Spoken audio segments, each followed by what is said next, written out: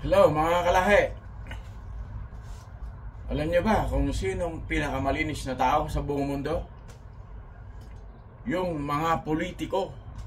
Wala silang kabahid-bahid na dumi. Kaya bilib na bilib ako sa mga politiko dyan sa Pilipinas tulad ni Bongo. Sino ba? Si Villanueva, si Jinggoy, si